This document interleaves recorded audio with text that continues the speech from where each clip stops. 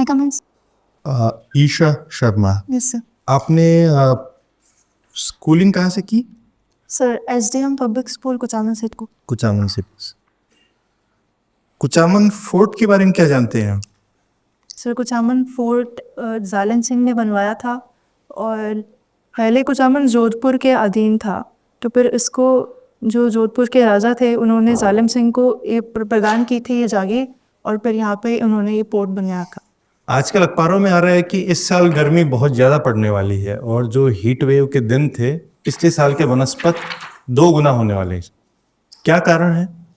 सबसे आप मेन अखबार पढ़ते हैं? हाँ, सबसे मेन कारण तो मुझे लगता है कि शायद ग्लोबल वार्मिंग की वजह से ऐसा हो रहा है, क्योंकि ग्लोबल वार्मिंग से एक साल में double the number of days.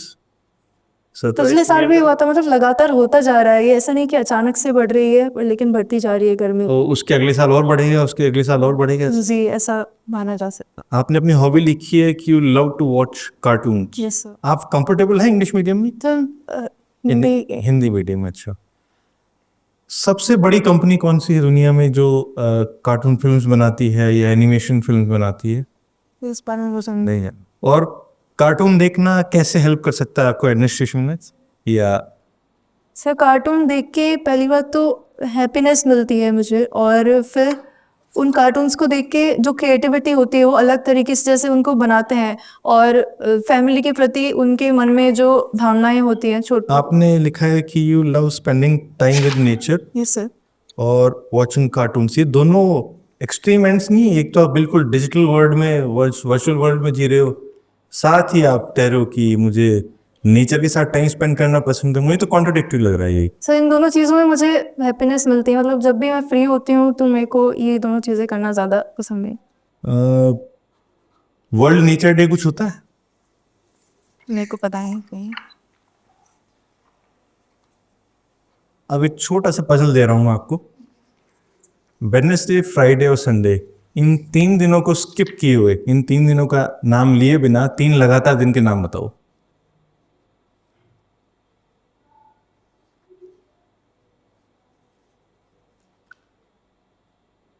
आप आई होप आप ट्रिक लगातार कहाँ हुए, कंटिन्यूस नहीं हुए ना, संडे बीच में आ गया। वेडनेसडे, फ्राइडे, संडे, इनको यूज किए बिना 3 लगातार दिन के नाम बताओ। I hope I am clear with the question. Question आप समझिए सर? ठीक है, थैंक यू। आप कहाँ से बिलोंग करते हैं? सर कुचामन से थी। कुचामन के रहने वाले? हाँ। और आपके पेरेंट्स कुछ शुरू जुन सीखकर पापा कुचामन में बिजनेस करते हैं मैंने? हाँ। अच्छा, तो कुचामन क्यों फेमस है? कुचामन लेक के लिए, वहाँ का कुचामन पोर्ट है जो उसके लिए फेमस है, और तारकीन दरगाह है वहाँ पे, और भी बहुत सारे मंदिर है वहाँ पे फेमस, और छोटी छोटी मंदिर का नाम मुझे याद नहीं आ रहा। और कौन सी लेक है वहाँ पे? Kuchaman lake, salt water lake है। अच्छा, कभी गए हुआ है? नहीं। अच्छा, और आपकी जो हॉबी है वो है स्पेंडिंग टाइम इन नेचर, तो कहाँ घूमे हुआ? नेचर मतलब ऐसे बाहर पेड़ पौधों के पास। कोई national park, wild life sanctuary गए हो कभी? नो। और कुछ जीव जंतु राजस्थान के जिनके लिए फेमस हो उनके नाम बता सकते हो, वन्य जीव?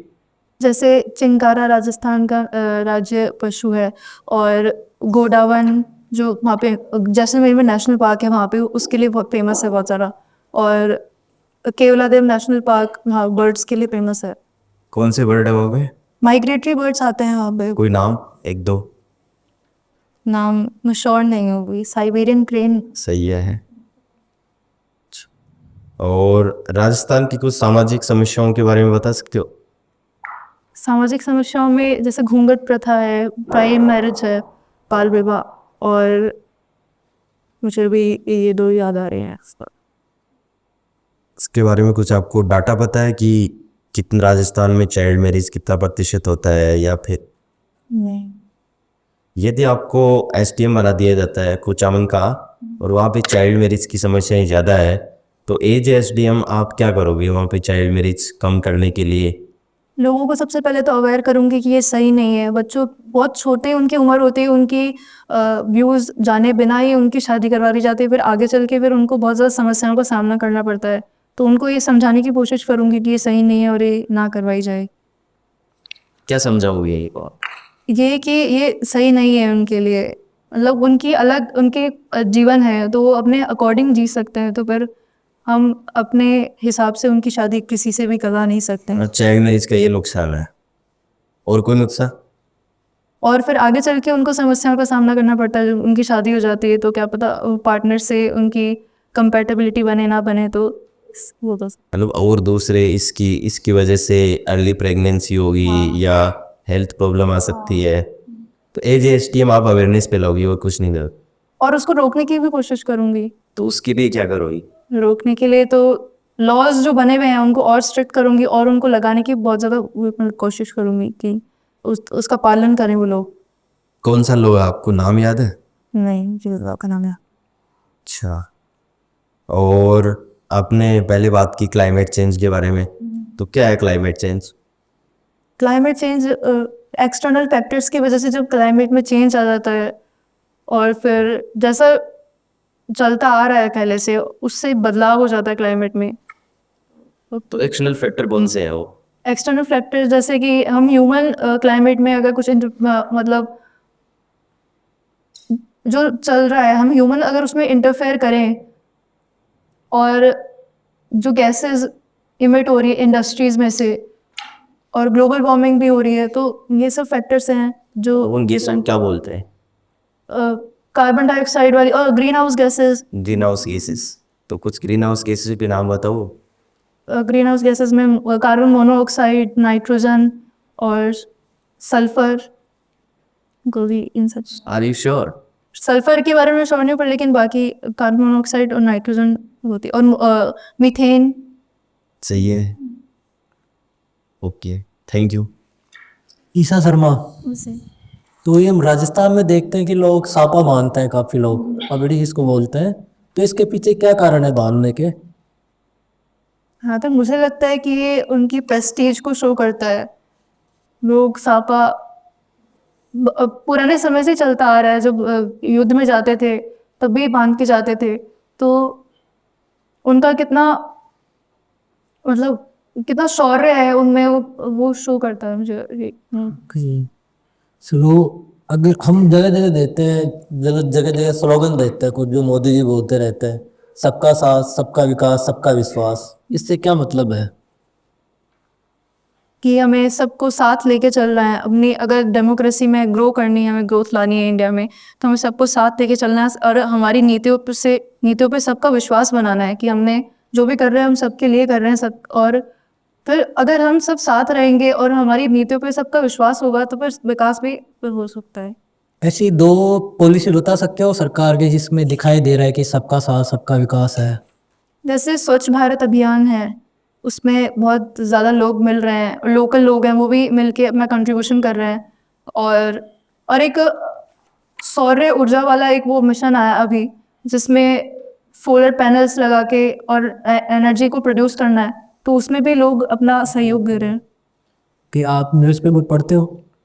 सर रेगुलर नहीं पढ़ती पर पढ़ती हैं। कि यूनिफॉर्म सिविल कोड का नाम सुना होगा आपने? Yes sir. ये क्या है? सो यूनिफॉर्म सिविल कोड एक ही जैसी नीतियों को एक मतलब किसी जगह पे लागू करना, जैसे उत्तराखंड में ये अभी लागू किया गया है, तो उस बारे में मेरे को इस बारे में ज़्यादा नहीं पता। ओके, कोई नहीं है। ये बताओ, इंडिया की GDP कितनी है? देखिए ये कोई Okay, but you mentioned English as your interview. नहीं, हिंदी। तो आप मेरे को ये बताइए कि आप लिखा है कि spending time in nature. So what are the core values of the nature which can be used in the administration? Nature में सबसे पहले तो ट्रीज जो हमें दिखाई देते हैं, तो ट्रीज जैसे अभी ग्लोबल वार्मिंग बढ़ आप रही है। शायद क्वेश्चन समझे नहीं है। What are the key values of nature? Nature की वो क्या वैल्यूज हैं जो एडमिनिस्ट्रेशन में आप काम ले सकते हैं? I can help you. जैसे कि इंक्लूसिवनेस एक नेचर की वैल्यू होती है कि वो सबको जो जो उसके ऊपर डिपेंडेंट है सबका वो काम चलाता है, ये एक वैल्यू हो गई। तो इस तरह की कुछ 4 वैल्यूज सोचे। समावेशिता इंडियन के, तो समावेशिता एक वैल्यू होती है नेचर की। नेचर में हम देखते हैं कि डिफरेंट डिफरेंट पेड़ पौधे, डिफरेंट प्लांट्स, एनिमल्स, ये सब देखते हैं तो पर लेकिन वो फिर भी एक साथ रहने की कोशिश करते हैं उसी एक एनवायरनमेंट में। तो हमें इससे ये सीख मिलती है कि इंडिया में इंडिया डाइवर्स नेशन है, तो हमें भी लोगों को एक साथ चल के फिर उनका विकास करने का। वही तो सर ने बताया, इंक्लूसिवनेस, वही आपने अलग वर्ड्स में एक्सप्लेन कर दिया। क्या फिर आप इस तरह बोल सकते हो कि डाइवर्सिटी इन यूनिटी ये एक वैल्यू जो हम सीख सकते हैं? और कोई वैल्यूज याद आ रही हो? और ये नहीं याद आ रही। तो आप टैगोर स्कूल से आपने 12th किए, तो टैगोर जो रविंद्रनाथ टैगोर थे उनके नाम से ही है? नहीं, तो कौन से टैगोर के नाम से? पता नहीं को। वो उन्हीं के नाम से होगी। श्योर। ठीक है, तो फिर भी आप टैगोर, रविंद्रनाथ टैगोर जी को तो पढ़ा ही होगा आपने, तो उनका नेशनलिज्म था, और उनका नेशनलिज्म के लिए थोड़े अलग विचार थे उनके, तो क्या विचार थे, कुछ बताया आप?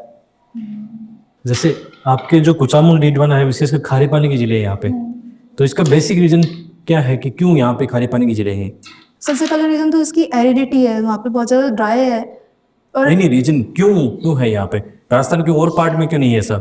सांबर का टू डीडवाना ये यही क्यों है, मतलब कैसे डेवलप हुआ है? वहाँ के ज्योग्राफिकल रीजन्स वैसे चलते आ रहे हैं, तो सॉल्ट पैन्स बने हुए हैं, तो वहाँ पे पानी एक्यूमुलेट हो जाता है और फिर एवेपोरेट बहुत जल्दी होता है, तो फिर क्रिस्टलाइज सॉल्ट यहाँ पे। वही बात पूछते हैं कि हम पढ़ते हैं ना ज्योग्राफी, आपको पढ़ा आपने कॉलेज में, तो क्या इसका बेसिक रीजन है? मतलब आपने चलो वो एक छोटा सा पार्ट बताया उसका, ये तो बहुत सामान्य में बात है, मतलब सब बच्चे को पता होती है, तो भाई क्यों ऐसा बताइए आप।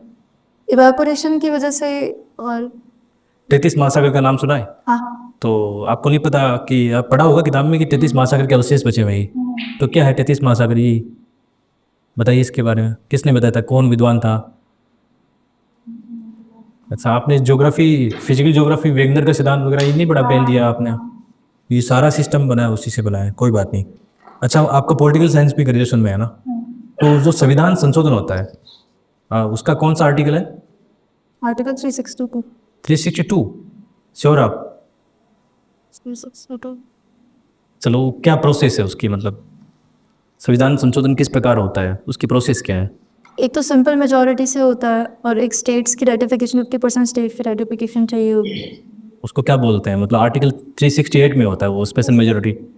सो कोई नहीं, इसको पढ़ना आप। एक जैसे जो आप क्लाइमेट चेंज की भी बात कर रहे थे, तो क्लाइमेट चेंज का विशेषकर राजस्थान को लेकर क्या नकारात्मक इम्पैक्ट देख रहे हो उनका? राजस्थान में तो पहले से ही बहुत ज़्यादा गर्मी रहती है और अभी और ज़्यादा क्लाइमेट चेंज हो रहा है, तो इस वजह से गर्मी का प्रकोप और ज़्यादा बढ़ेगा राजस्थान में। तो उस वजह से झीलें जो सूख जाती हैं, तो पानी जो आसपास के एरियाज़ हैं इनमें नहीं जा पाएगा, उस वजह से खेती में भी प्रभाव पड़ सकता है इसका।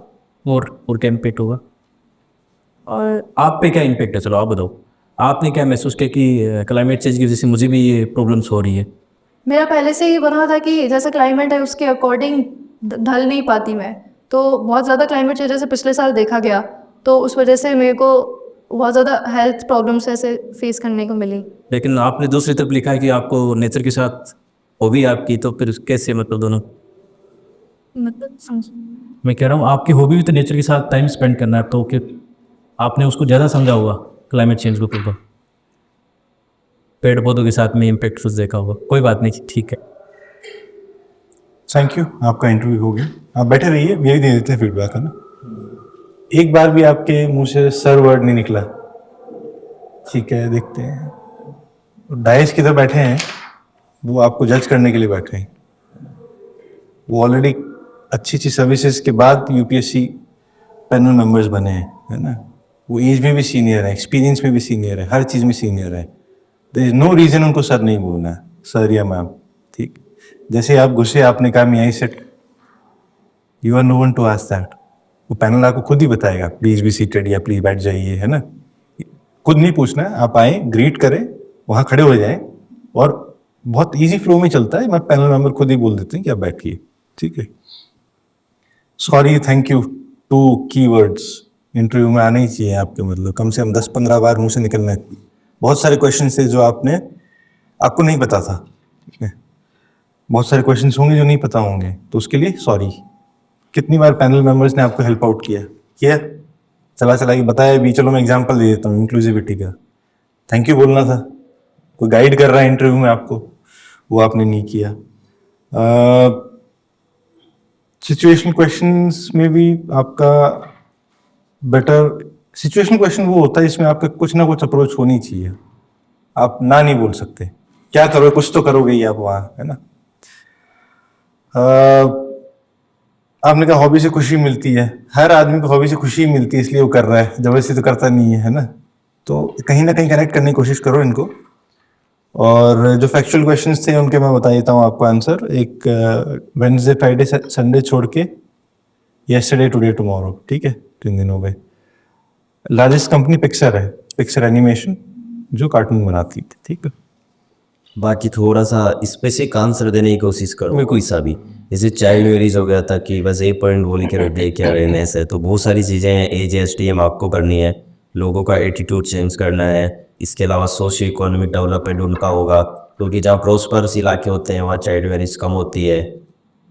AJSTM बताओ, अवेयरनेस तो हर कोई ऐसे ही बोल देगा, अवेयरनेस बढ़ानी है, अवेयरनेस में बोलो कैसे अवेयरनेस आप बढ़ाओगे, ठीक है। तो ऐसे 3-4 पॉइंट बोलने हैं। शॉर्ट टर्म में मैं ये करूँगी कि लोगों को सही से इम्प्लीमेंट करूँगी, इंटेलिजेंस का यूज़ करूँगी गाँव में, वहाँ के जो है उनको अकाउंटेबल ठहराऊंगी। जैसे सबसे बड़ा कब होता है बाल विवाह अपने यहाँ, किस तारीख को होता है? चाइल्ड मैरिज साल भर होती रहती है, पर्टिकुलरली कुछ स्पेसिफिक दिन होते हैं जब होती है, कब होती है? आखा तीज, है ना। तो वो पर्टिकुलर पता है आपको, तो उस टाइम पे आप एक ग्राउंड लेवल मशीनरी तक अवेयर रखोगे। जिनकी चाइल्ड मैरिज हो रही है वो क्या स्कूल जाने वाले बच्चे ही तो हैं, टीचर्स को अवेयर करोगे, मतलब क्या क्या मैकेनिज्म हो सकते हैं, आंगनवाड़ी कार्यकर्ता उनके थ्रू आप करोगे, ठीक है। तो ये आप जितने टेक्निकल चीजें आप लाओगे ना, तो वो एक फील देता है कि हाँ इनको मशीनरी का पता है कैसे काम करता है।